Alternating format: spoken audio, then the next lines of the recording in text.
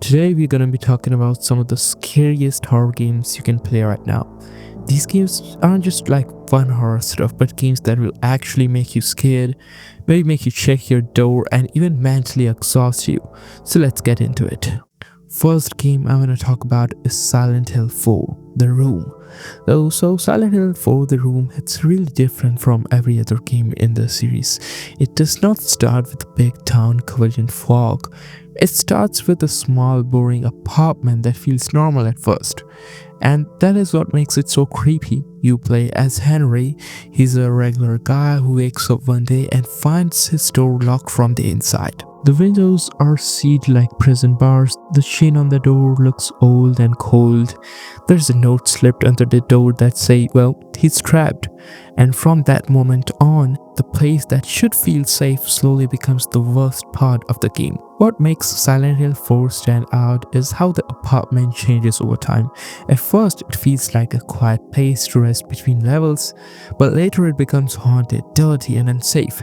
The fridge starts making strange sounds, the bathroom gets darker every time you open it, the walls get stains that look like they're spreading. The radio noises and whispers come out of nowhere. You start to hate returning to the apartment because it stops being a place it stops being a home and starts feeling like something alive. This is one of the only horror games where your safe zone becomes your enemy, and the game now lets you relax again. One of the main gameplay twists is the holes that open up in the bathroom wall and later in the bedroom walls as well. You crawl into these long, tight tunnels and end up in different worlds that feel broken and very sad. Every area looks like a memory someone tried to forget. You meet the ghosts of people who were killed by Walter, and these ghosts are not normal enemies. You cannot kill them. They float behind you, shaking and dragging themselves across the floor, and they keep coming no matter how far you run. The more they touch you, the more your health drains. It gives the whole game a slow, heavy kind of fear, like something that does not stop chasing you. Another thing that stands out is the connection to Walter Sullivan. The game slowly explains who he is, how he grew up, and why he wants to finish his ritual instead of just throwing monsters at you. The story builds this one man into a real threat. Everything you see in the dream, the world feels tied to his past. The school, the forest, the subway, all of it feels like you're walking through scars of his childhood. It makes the horror feel grounded and sad instead of just loud and bloody. Honestly, everything about Silent Hill 4 feels sick, lonely, and closed in. It's not about jump scares, it's about being stuck with no way out and feeling the walls push in inch by inch. Next, let's talk about Amnesia: The Dark Descent. We have to talk about the granddaddy of all scary games, which is Amnesia: The Dark Descent, and honestly, if you haven't played this one, you're lucky because it basically traumatized a whole generation of gamers back when it came out. You play as this guy named Daniel who wakes up in a super creepy old castle called Benberg, and he has no idea who he is or why is he here. Classic case of amnesia, honestly. It sounds like a typical story, but the atmosphere is just so heavy and thick that you feel like you're choking the whole time you're playing. The biggest reason this game is a nightmare is that you are completely helpless and weak.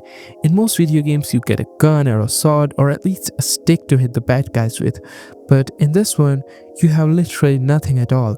You are just a regular guy wearing weird old clothes, and if you see a monster you have to run away and hide in a dark corner or inside a closet and just pray that he goes away.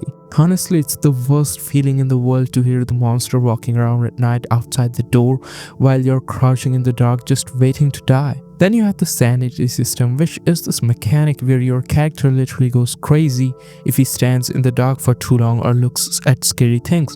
You have to balance this because if you turn on your lantern, the monsters can see you, but if you stay in the dark, your screen starts getting blurry and wobbling around and you hear bugs crawling inside your head. It makes you feel physically sick and dizzy just watching it happen, and sometimes your character just falls over because he's so scared. Also, I have to talk about the water part because everyone who played this game exactly knows what I'm talking about.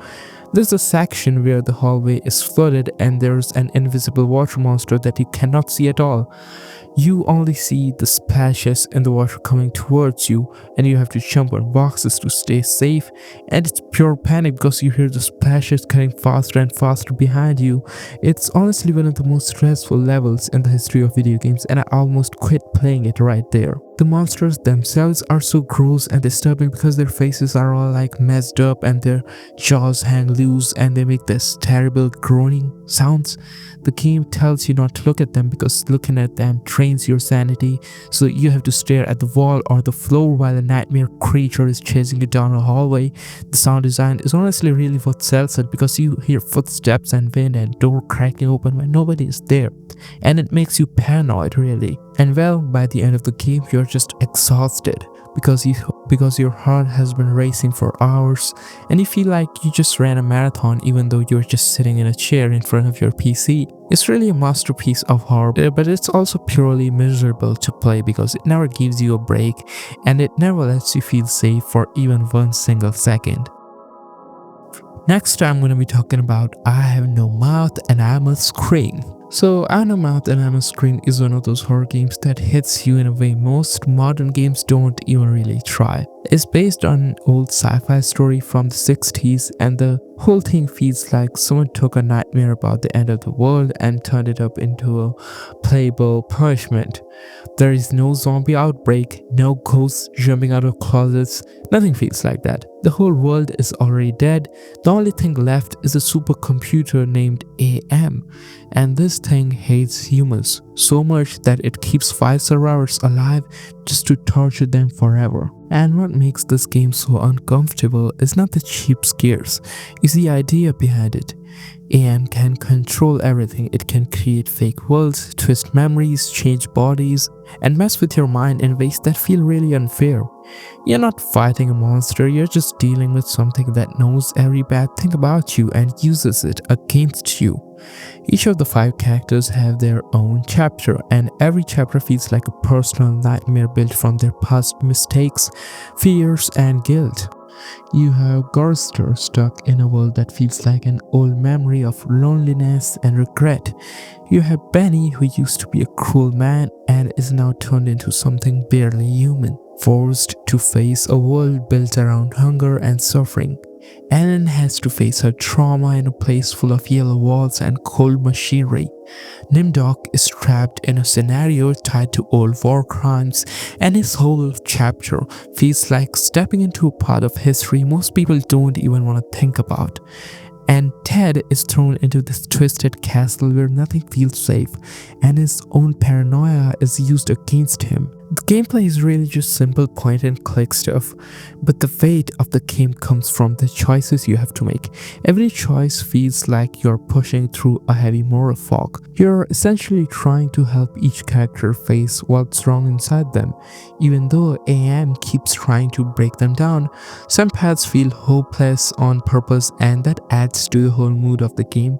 It's really less about winning and more about trying to hold on to a tiny bit of humanity when everything around you is just rotten and cruel.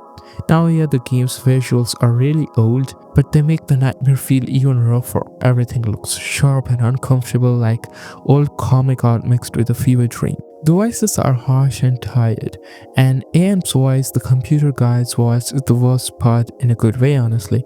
The actor who plays AM gives this cold mocking tone that feels like a machine trying to sound human just to hurt you. The reason this game stands out is because it does not treat horror like entertainment. It feels like a long, slow stare into everything people try to avoid talking about. There's abuse, guilt, cruelty, fear, and the idea that sometimes you cannot escape the things you did. Yet the game still leaves a little space for the idea of doing the right thing, even if it costs something. By the time you finish it, the world feels really empty, heavy, and quiet. It's the kind of horror that sticks in your head because it touches things most games stay away from. It feels like a nightmare about the human mind, not monsters. It is short, but it hits like something that was made to bother you, to sit your thoughts for days. So honestly, I Have No Mouth and I Must Scream is a pure psychological horror. The slow kind that crawls under your mood and stays there. It's cold, sad, and brutal, but that's exactly what makes it so unforgettable. Now next, let's discuss about Outlast and the Whistleblower DLC. If Amnesia was the old king of run and hide horror, then Outlast was the new king that came in swinging and really totally stole the crown because it just made everything worse in the most spectacular way possible.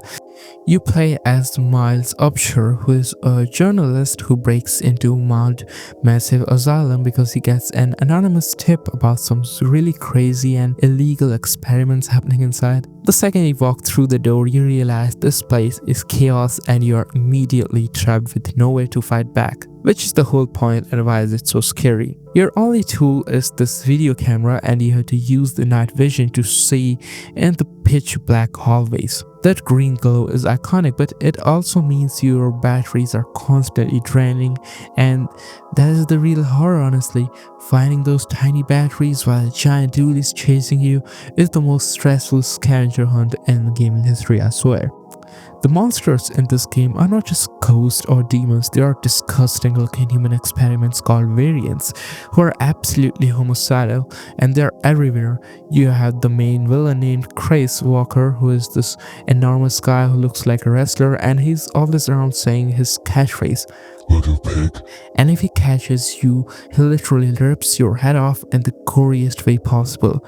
Then you meet Dr. Traeger, who is the most insane guy ever, and he decides he does not like your fingers, and you know what it is, he just snips them right off with giant shears. It's so gross and painful, and it makes you wanna destroy your controller across the room. And that is just the main game. Then we get to the Whistleblower DLC, which somehow manages to turn the dialogue past the maximum limit. In this one, you play as Waylon Park, who is this guy who sent the email to Miles in the first place, and you get to see how the whole asylum outbreak started. Also, the DLC introduces Eddie Gluskin, who is called this Groom, and he's honestly one of the most terrifying villains ever put in a game because his whole plan is to find a perfect wife by mutilating people in a seriously gross way. It's so much more disturbing and violent than the main game, and it proves that the only thing worse than a scary asylum is a scary asylum that is actually getting worse in front of your eyes. The whole experience is just brutal with non-stop running and hiding lockers under beds, and honestly, it's a miracle anyone finishes this game without needing a very long nap or maybe a new pair of pants because it's pure terrifying action from start to finish. Next, let's talk about Alien Isolation. And now this game is so scary because it takes the monsters from the first movie, which is one of the most terrifying things ever made, and it puts you right in a room with it and says good luck. You play as Amanda Ripley, who's the daughter of Ellen Ripley, and she's trying to figure out what happened to her mom, which is a cool story, but honestly you barely care about the plot because you're too busy sweating. You're stuck on this huge broken down space station called the Sevastopol, and everything looks all retro and 70-ish, which is a cool look, but it's also creepy and run down. The station is full of dangerous people and these scary robots, but the real star of the show is the thing that makes you want to uninstall the game immediately, is the xenomorph himself. This alien is honestly the best horror movie monster that has ever been put into a video game, and this thing is truly terrifying because it's unscripted, which means it does not follow a set path. It's basically the smartest hunter you have ever seen, and if you keep running, it learns that you run and it will cut you off, and if you keep hiding in the same locker, it will find you there next time. It literally gets smarter and learns your habits, your hiding tricks, so you constantly have to change how you play, which is just exhausting.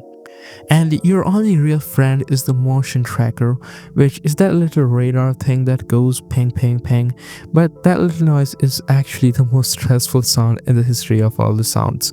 It tells you how exactly close the alien is, but it's not fast enough to tell you where it's coming from, and sometimes you see the bleep right above you, which means it's in the vents and it's about to drop down onto your face and end your whole life. You spend the entire game crouching under tables and walking slowly in the dark, and you're just hoping that the terrifying creature does not smell you or hear your breath. Also, you eventually get a flamethrower, but you need to know that this is not a weapon.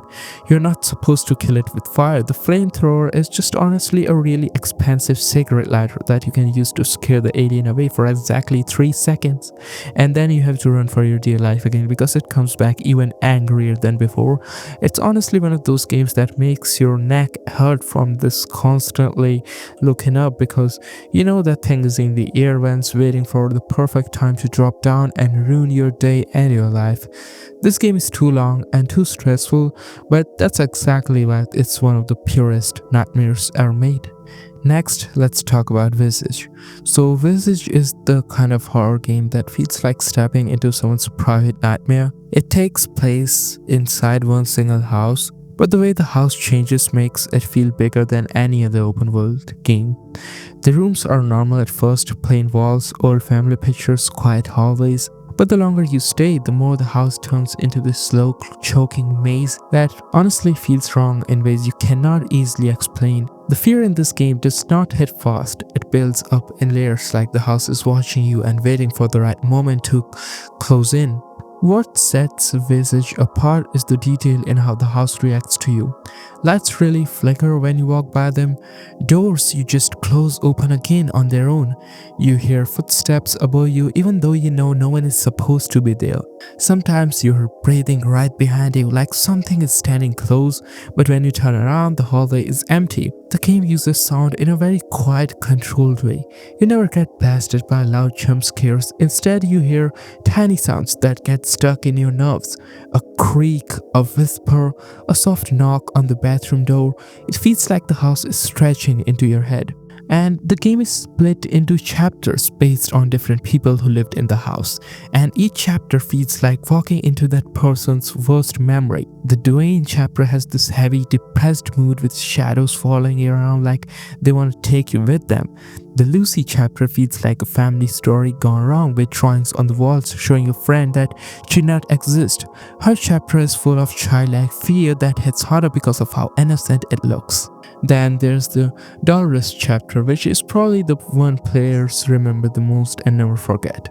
Her world feels broken and sick, like the house keeps looping around itself while her voice echoes through the halls.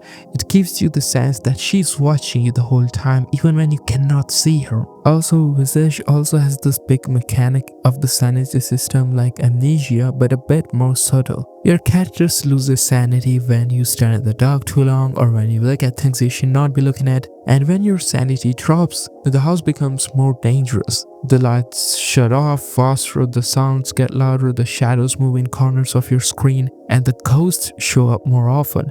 It pushes you to keep moving, but every step feels like walking deeper into a place you should have left long ago. Also, the ghosts in Visage are not loud, screaming monsters. They move in this slow, uncomfortable way, like people who have been suffering for too long. They appear in doorway without a warning, or in the corner of a mirror when you look at your own reflection. They feel sad, angry, and tired all at once, and that makes them even more harder to deal with. When one of them follows you, you can hear her breath and the tapping of her feet behind you, and it feels like she's just inches away from touching your back. The house itself becomes the main villain. Doors vanish, rooms change shape. A closet you walked past 20 times suddenly leads somewhere completely different. Sometimes the walls feel too close, sometimes the hallways feel too long, and the lighting makes everything feel slightly off, like the house was pulled apart and put back together wrong. What makes Visage stand out is how honest the horror feels. It does not rely on cheap tricks, it gives you space that feels real and slowly fills it with things that should not really frankly exist. And because everything happens inside a normal house, it gets under your skin even more. By the time you finish the game, the place feels burnt into your memory, like a nightmare house you once walked through and never want to see again. Now let's talk about Dead Space 2023 remake. So Dead Space is about fighting bad, but fighting back in the most absolutely gruesome and stressful way possible. We are talking about the 2023 remake here, and they took the original nightmare and just poured gasoline on it and lit it on fire.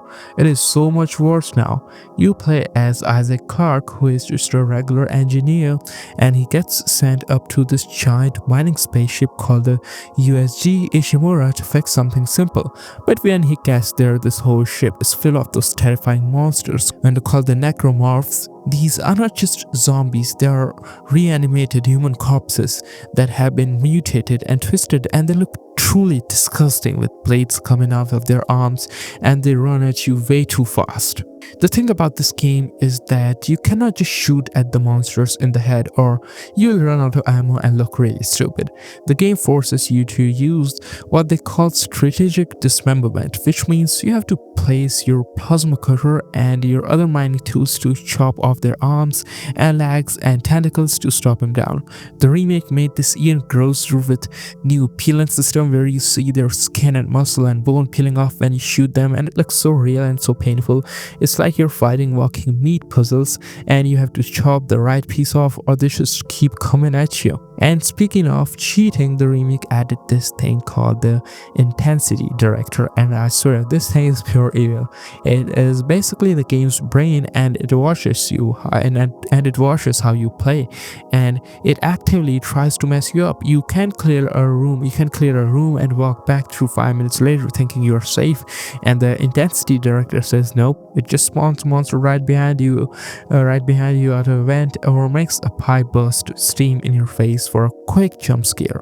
It kinda like guarantees that you're never ever safe, no matter how many times you clear an area, which is the peak nightmare status. Also, the atmosphere is just so thick with the freaking dread, and the 3D audio means you hear the necromorphs skittering in the vents above you or running down the corridor behind you, and you have no idea where they are coming from until they burst out and scream in your face. Isaac is actually talking in this version, which is a change from the old game, and you get to hear him slowly lose his mind as the hallucinations from Marco take over and he yells at his dead people. It's honestly a rough ride for poor Isaac, but it's the perfect nightmare for the rest of us to experience. We absolutely have to include Resident Evil 7 Biohazard on this nightmare list because this game saved the entire franchise. For a while, Resident Evil was basically just an action game where you fought zombies with rocket launchers, and it was getting kinda stale and boring.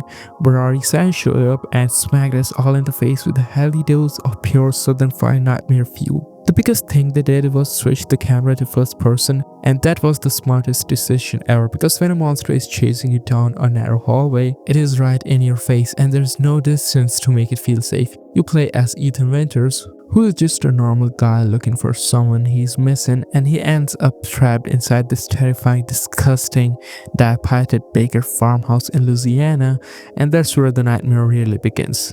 The Baker family are really the stars of the show here, and they are truly terrifying because they're absolutely insane and they're completely unkillable. Jack Baker is the dad, and he's the definition of relentless pursuer because he just follows you everywhere, popping out of walls, chasing you through the corridors, and just taunting you the whole time. You can shoot him a bunch of times, but he just gets back up and laughs at you, and that feeling of facing an unkillable enemy is exactly where this game belongs next to Amnesia and Alien Isolation. Then there is Margarita, who is the mom, and she's covered in bugs, and she throws those bugs at you and she's just screaming, flying around the house. And honestly, the bug part is the grossest thing because nobody wants to deal with a horde of giant insects. The Baker house itself is a character too because it is covered in mold and grime, and the whole thing feels wet and swampy and claustrophobic. Every door you unlock just leads to another even darker and smaller room full of more horrors. The game is super gory, heavy right from the start, and I mean, you watch your main character get his hand completely cut off in the first hour, and he just staples back them in and keeps going because that is just a Tuesday night for Ethan Winters. It's a terrifying return to form for horror, and it's non-stop stress because you're trapped in a house with psychotic, unkillable family who just want to turn you into their next meal. Next, let's talk about Fatal Frame 2 Crimson Butterfly. So, Fatal Frame 2 came out in 2003 and it hits in a way that only early 2000s Japanese horror could. This was back when horror games were still trying weird ideas, not just copying whatever was popular. It was developed by Tecmo's old Project Zero team, a small group that basically lived and breathed Japanese horror coast folklore stuff. These folks weren't trying to make something flashy, they wanted something slow, sad, and uncomfortable, and Crimson Butterfly is pretty much their peak. So as the game came out in 2003, which is kind of wild because that was the same era as Silent Hill 3, the early Resident Evil games, and all those classic J-horror movies. That whole period had a very specific kind of horror, low light, quiet tension, and this feeling that the world was cold and tired. Fatal Frame 2 sits right in the center of that mood. So the story drops you into All Gods Village, a quiet, empty place that feels like time stopped right there after something went horribly wrong. The houses are old wooden Japanese homes, sliding doors, narrow walkways, dusty attics, and rooms full of weird personal objects like nobody ever came back to collect them. The world feels lived in like you're walking through the aftermath of a tragedy instead of a horror set piece. You play as Mio and Mayu, two sisters who get pulled into the village after Mayu sees a strange crimson butterfly. That tiny detail becomes the whole theme of the game, beauty mixed with something deeply painful. And the village didn't die because of the coast, it died because of a ritual involving twins, sacrifice, and people believing that could hold back the crimson abyss. And the story doesn't throw this at you all at once. You piece it together through old diaries, photos, tapes, and the ghosts themselves. It's the kind of horror where the more you understand, the worse it really gets. The gameplay uses the camera obscura, which honestly is still one of the smartest horror mechanics ever made. You don't get to swing a sword or shoot a gun. The only way to fight is by taking pictures, and the closer the ghost gets, the more damage you do. That means the game forces you to face your fear directly, literally waiting for a ghost to get inches from your face before you hit the shutter. Now it's honestly kinda messed up, but in a really good way because it flips the usual survival horror idea. Also, the ghosts in Crimson Butterfly are also handled differently than most games. They're not random enemies thrown in for a scare. Each one has a story, a name, a reason they're stuck. Some died in the ritual, some tried to escape, some couldn't accept what happened to their loved ones. When you fight them, it doesn't feel like kill the monster type stuff. It feels like interrupting someone's lingering pain. People always talk about Sei and Ye, the twins connected to the ritual. Sei becomes one of the most iconic ghosts in the series, not because she screams or jumps out, but because she moves calmly, almost softly, with this eerie smile. You can tell she isn't attacking out of rage. She's stuck in a loop of her own death, unable to move forward. Also, the atmosphere is the backbone of everything. You get long stretches of silence where the only sounds are wooden floors, faint wind, soft humming, or maybe whispering behind you. And the game never rushes. You walk slowly because the house architecture doesn't allow speed. Tight corners, dim lanterns, long empty hallways, it's all built to make you feel trapped in there. And also, you can't talk about Crimson Butterfly without mentioning how the different endings hit. Some are heartbreaking, some are gentle, some are straight up gut punches. The game doesn't aim for you like you escaped, yeah, hooray. It wants you to feel the cost of it. So honestly, Crimson Butterfly stands out because it mixes folklore, tragedy, and psychological fear in a way that feels really real. It isn't built on cheap shocks, it's built on guilt, memory, broken traditions, and the idea of losing someone you care about when you finish it.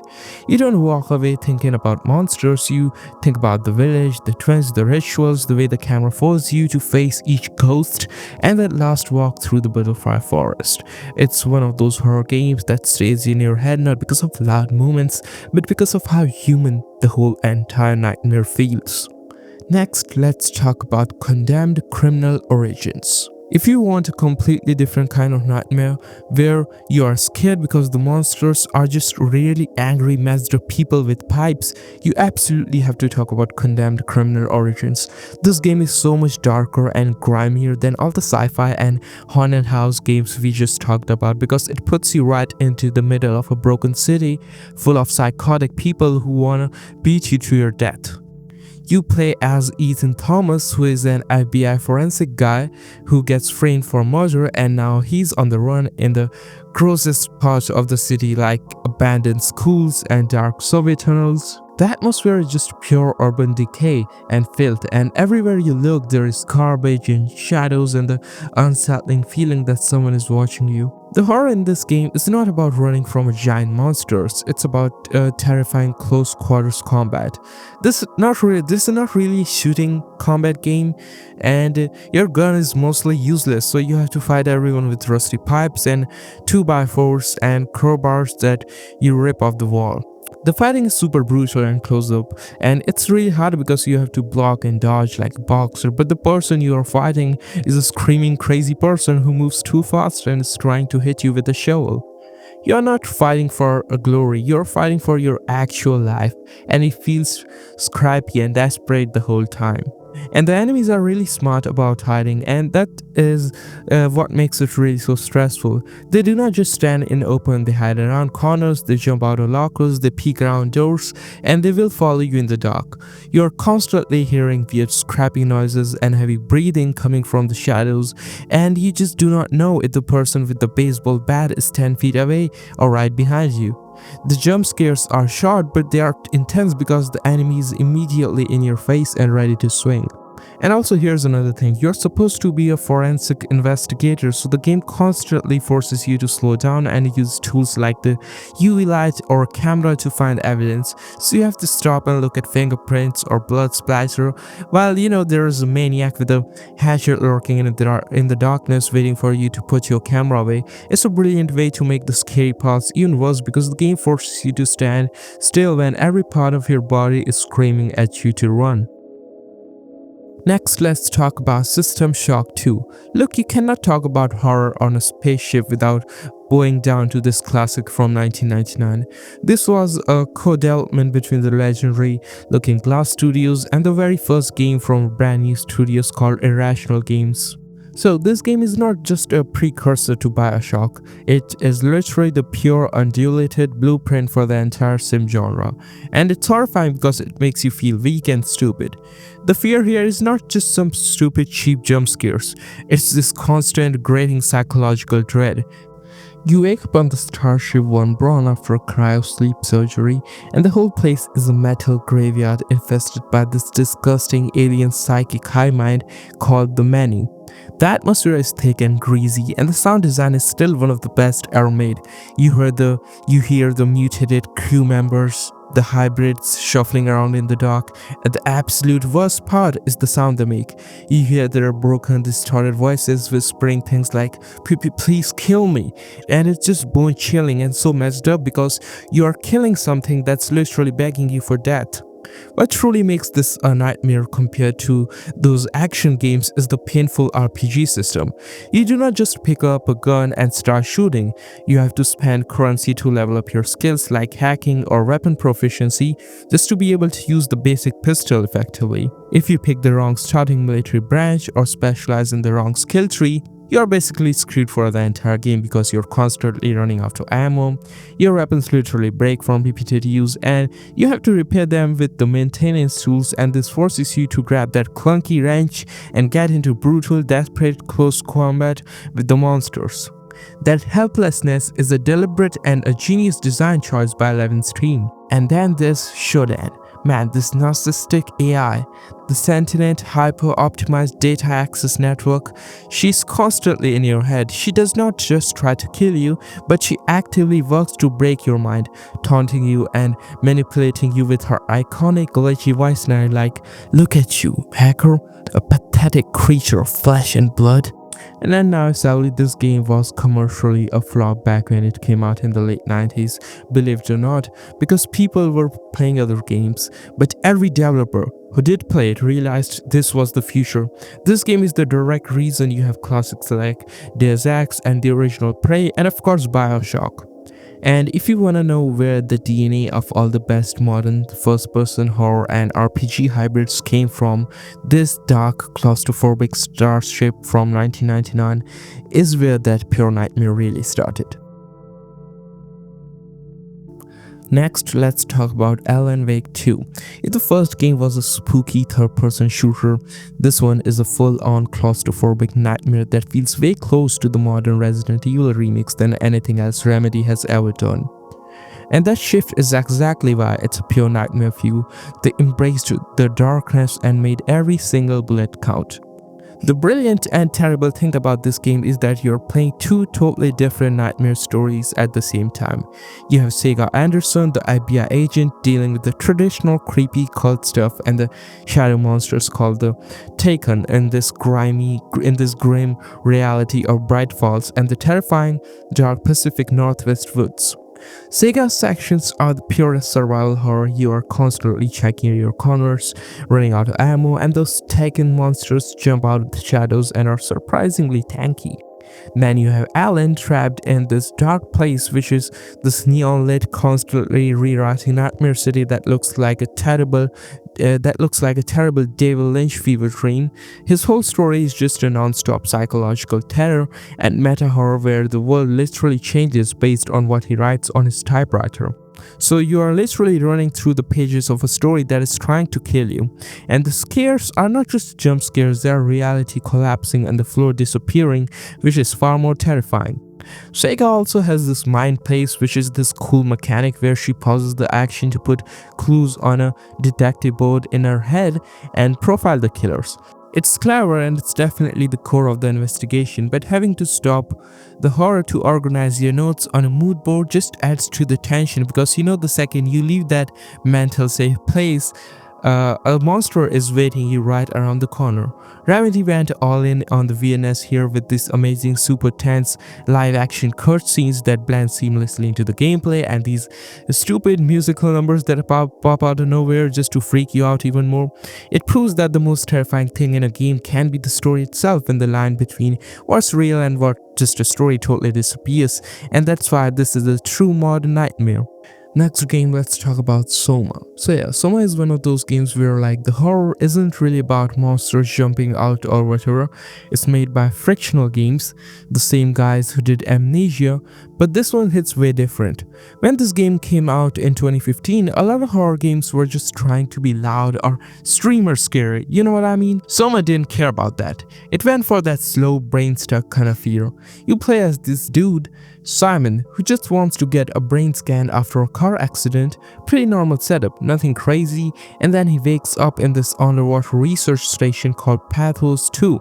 And the place looks rough, like wires everywhere, flickering lights, rust on every surface. The whole place feels like it's been sinking for years. And the thing is, SOMA doesn't even try to pretend this is a normal horror thing. It's not ghosts or demons, it's like the world ended, humanity got straight up wiped out, and the only things left are these machines that kind of think they're people. Some of them talk like normal humans, which makes it worse because half the time you can't tell if you are talking to a robot, a recording, or someone who actually believes they're alive in there. The monsters are whatever, honestly. They're creepy to look at, but most of the fear is just the whole station being dead silent.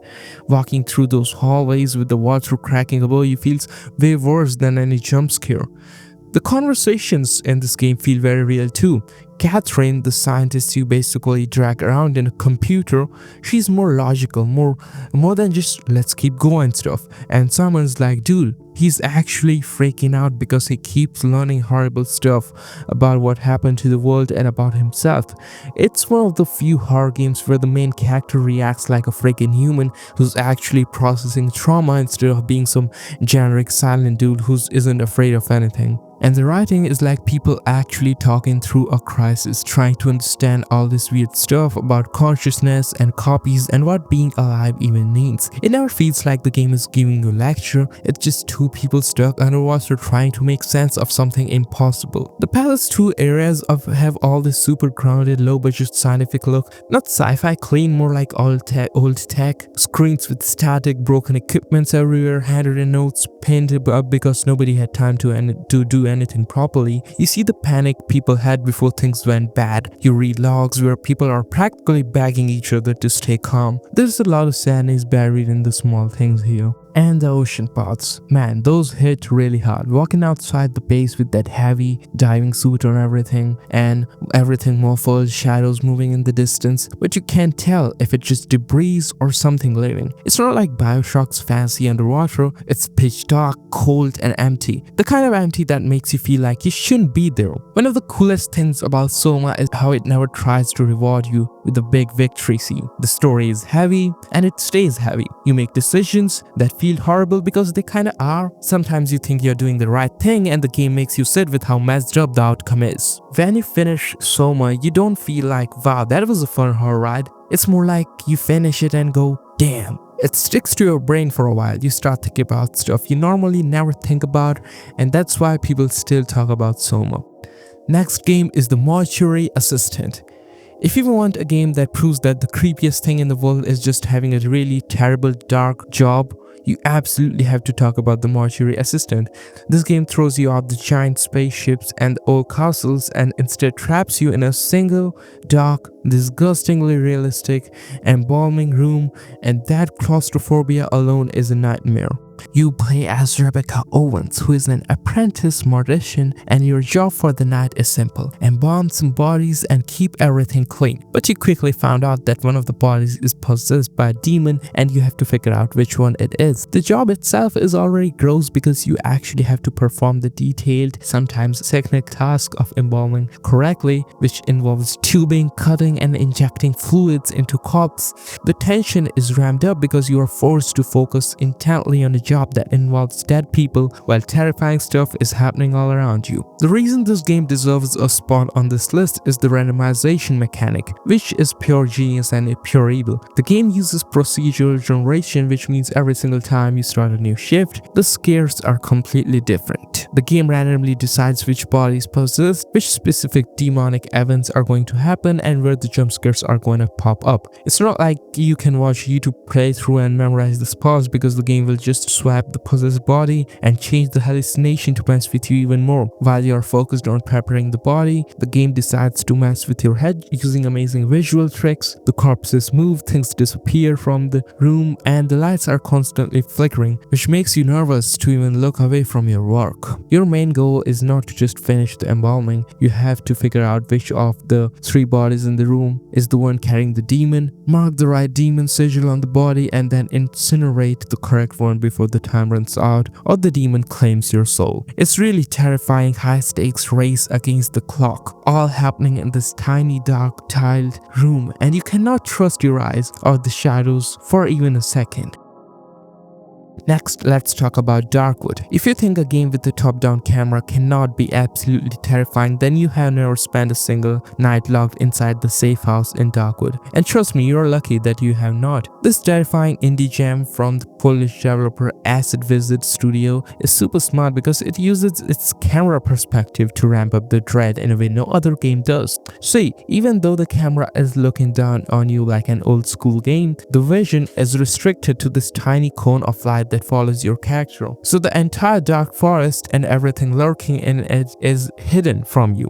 You are constantly hearing things and feeling surrounded, and you feel claustrophobic even on this huge open map, which is just a genius design. The core of the game's nightmare is the devastating day and night cycle. Day is already bad enough because you have to venture out in the strange plague-ridden woods to scavenge for resources and deal with terrifying mutated people and giant dogs that can kill you in just a few hits. You are racing the clock, always running out of resources, but the day is just the setup. Then the night is where the actual pure nightmare really begins. You have to rush back to your safe house and spend the last few minutes frantically barricading every single window and door with furniture and planks, because the things that come out in the dark are absolutely relentless and they are coming for you. Then you spend the next agonizing 10 minutes of real time sitting in the middle of the staring at the screen while the light flicker and you hear these insane noises. Also, the sound design in this game is truly what drives the paranoia. Every creak, every muffled scream in the distance, heavy footsteps, and especially that terrible scratching sound at the wall makes you whip your character around trying to find the source.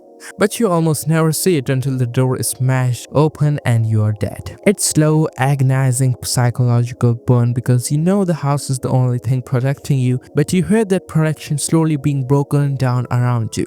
It's cruel, depressing, and bleak survival horror experience that does not care about your feelings, and that heavy, oppressive dread is exactly why this obscure indie horror deserves to be right here on this nightmare list. The Evil Within is one of those games where you can tell the devs were trying to bring back that old school survival horror energy, the kind that actually feels stressful and sweaty, not just loud jump scares. This was Shinji Mikami's big return to horror. Yeah, that Mikami, the guy behind Resident Evil 1 and 4. So the whole game kind of feels like him saying, "Hey, I didn't forget how to mess with your head." The opening drops you right into a murder scene that looks like someone filmed it inside a fever dream. You wake up hanging upside down like a meat. And the game never really chills out after that. Everything feels dirty, like the world is sick. The creatures aren't just monsters, they look like broken people held together by whatever nightmare rules this place runs on. The thing that makes the game hit harder is how unstable the world is. One hallway looks normal, you blink, and now it's full of blood running uphill, like gravity stopped caring. Floors collapse for no reason, rooms twist into each other, and the game keeps dragging you into these new areas without warning. It's like somebody is flipping channels on your sanity. Gameplay-wise, it's that classic Mikami formula. Ammo is tight, enemies soak up in more bullets than you want to give them, and you are constantly deciding if you should snake, run, or burn the whole damn thing before it gets back up. Also, the matches mechanic is weird at first, but it adds up to this cool tension where you're like, okay, if I don't set this body on fire, if you ruin my life in the next 5 minutes. The game isn't afraid to be mean either. Traps everywhere, stuff exploding in your face, and heads crawling out of nowhere. And the whole stem machine thing running underneath the story gives it that cool sci-fi horror layer. You are never totally sure what's real, which is kind of the point. The more you play, the more it feels like the world is stitched together from someone's trauma, and you're stuck walking through their worst memories. And now visually, it came out during that PS3, PS4 transition era where everything had that gritty film grain, but here it actually helps the vibe. The lighting is muddy, the shadows feel heavy, and every room looks like you shouldn't stay in longer than 5 minutes.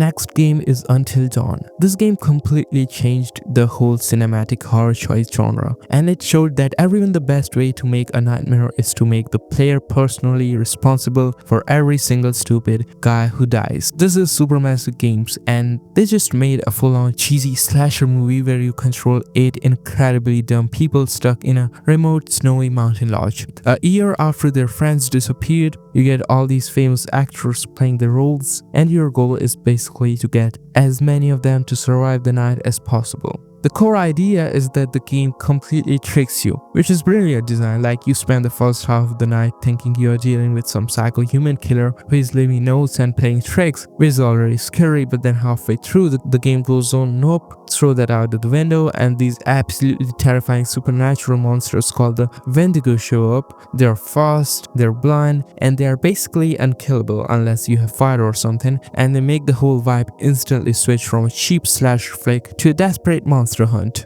In Until Dawn, the whole terror is built on that butterfly effect mechanic. You know, every tiny little choice we make in chapter 1, like whether you pick up a dumb wooden totem or choose to drop a flare, can absolutely be the thing that gets someone killed 8 hours later. There's no reloading a save if someone dies, they are gone for good. And you have to live with your terrible choices for the rest of the night, which is just insane pressure if you want to keep everyone alive and safe. Also, one of the best part and the most stressful mechanic ever is the don't move segments. When the monster is right there and it haunts by sound, the game forces you to literally hold your PlayStation controller perfectly still without moving the stick. You're sitting on the couch shaking because your heart is pounding and the controller is shaking, and you know, if you breathe too hard, one of your dumb friends is going to get their face ripped off. It's pure stress, man. Like, controlling the shaking is the entire game at that point.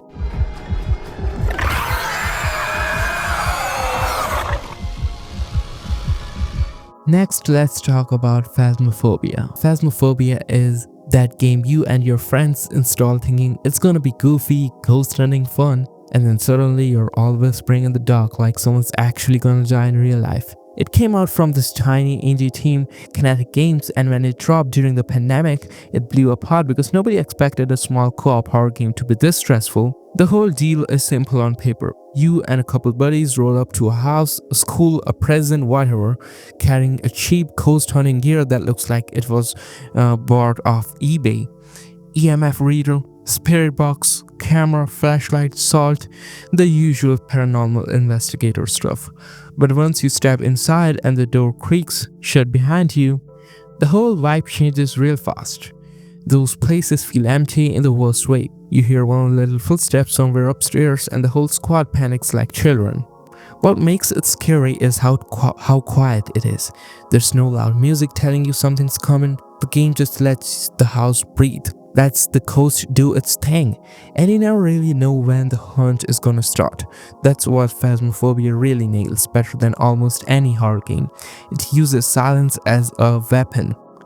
You hear a cup fall over or a faint breath behind you and you're done.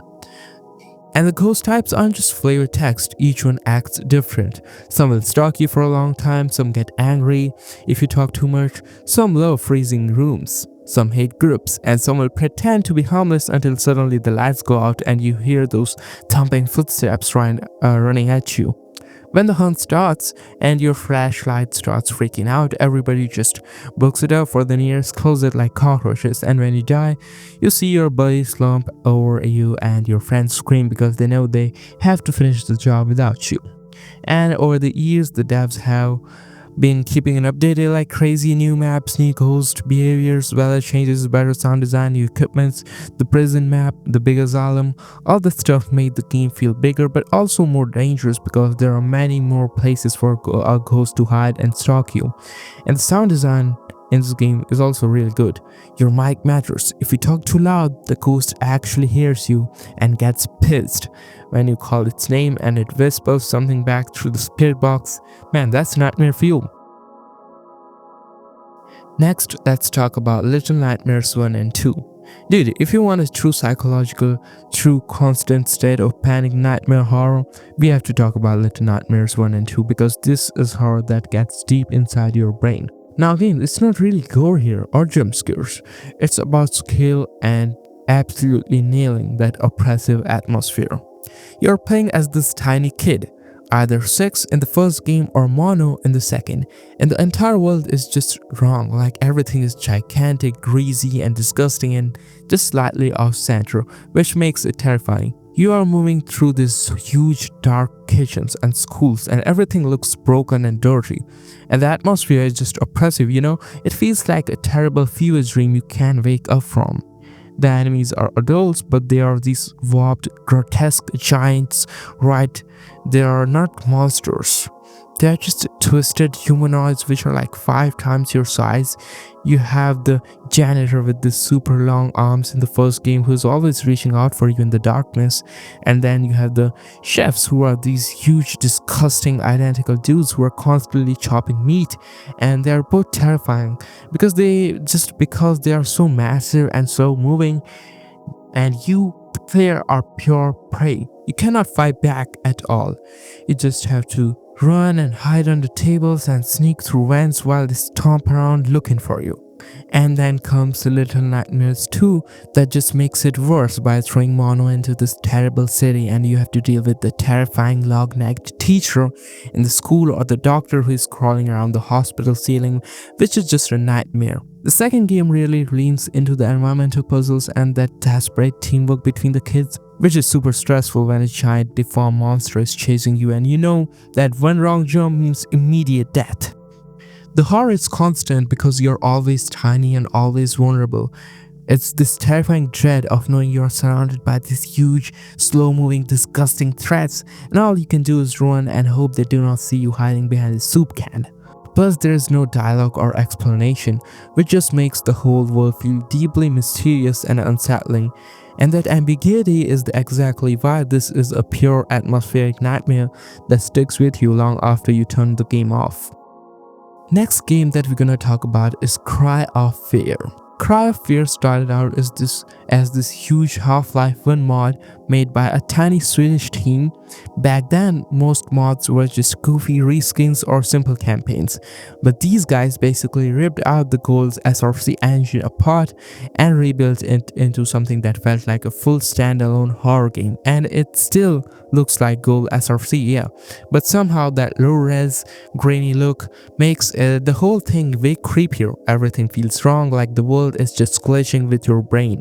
You play as Simon, this depressed kid stuck wandering around a cold, empty Swedish city at night. The whole thing has this sad, lonely vibe. No warm lights, no friendly faces, just dark streets, busted apartments, and monsters that look like they crawled out of someone's diary. And that's the point. The game isn't about ghosts or virus.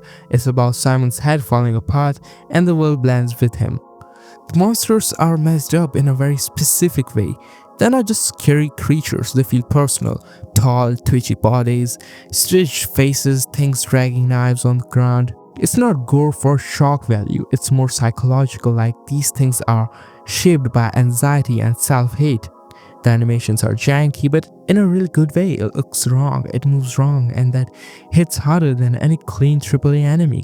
Combat is crappy and clumsy, and the game does that on purpose. Your flashlight and gun share the same head, which means you can't see and shoot at the same time unless you find one of those rare mounted lights. So, you're constantly panicking, swinging around a dim flashlight while something breathes behind you.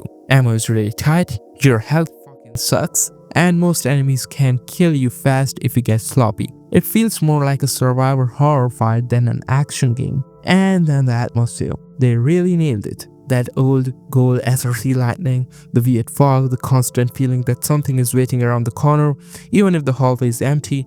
The sound design is like 50% of the horror. Random knocks, distant crying, heavy breathing, doors slamming somewhere you can't see.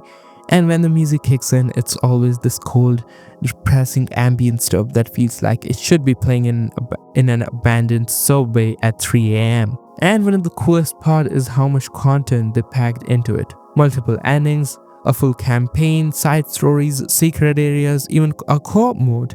And again, this is from a tiny indie team working on an ancient engine. Back in the day, people were shocked at how much heart and detail this thing had. It wasn't really trying to be indie cute horror. It was raw and brutal in a way most horror games didn't touch back then. Cry of Fear isn't really a clean and polished game, honestly. It's rough, uncomfortable, and kind of miserable, but it's exactly why people still talk about it. It feels like a pure nightmare someone actually had, not something a studio cooked up in a meeting room. Next game is F.E.A.R, and this is the game that proved you could have the best first-person shooter action game and also be the scariest thing you ever played, like simultaneously. The game is from Monolith Productions back in 2005. It was just ahead of its time, and it truly is a nightmare blend of two genres. The fighting in this game is really good because of that slow motion ride, the reflex time mechanic where you can just dive across the room and shoot people in the legs and watch the physics go crazy. And the anime AI is still some of the smartest ever. They flank you and the screen coordinates at each other, which is really cool, but actual horror comes right in the middle of that action, which is what messes with your head. You are having this intense slow motion gunfight, everything is going crazy, and then bam, Alma Wade is just standing there in her little dress in front of you screaming, or maybe just in a shadow corner. She's the source of the real nightmare feel, man. This terrifying psychic little girl who's clearly ripped out right of those intense Japanese horror movies like The Ring. She appears as quick, sudden flashes, and she's so unsettling because you never know when she's going to show up. The whole thing about this game does is blend the two genres so seamlessly. You clear a massive room full of soldiers, you think you're safe, and then the lights flicker, the screen goes fuzzy, and there are these rapid fire hallucinations, whispers of blood dripping from the ceiling, and sometimes just a terrifying flash of Alma right in your face. It is the non-stop jump scares and psychological tricks that hit you, so you never get a break. You're always really tense. You're mostly moving through these industrial corporate offices and warehouses, but the game is constantly breaking reality around you, so you're walking down a normal hallway, and then suddenly the whole room is just covered in blood and flowing bodies, and you do not even know if it's real or just your mind messing with you. It is a constantly shifting, incredibly stressful FPS that 100% earns its spot on the nightmare list. Next game on the list is Layers of Fear. It came out from Bloober team back when they were still figuring out their whole psychological horror studio identity. This was the game that kinda put them on the map. It dropped during that era where the horror games were moved away from combat and focused more on slow burn tension. And honestly, this one still holds up because it commits to one idea and goes all in with it. So you play as this broken alcoholic painter who's basically falling apart in every possible way. The whole game takes place inside his huge old house, but the house might as well be a living creature. Every hallway, every door, every room feels like it's reacting to what's happening in his head.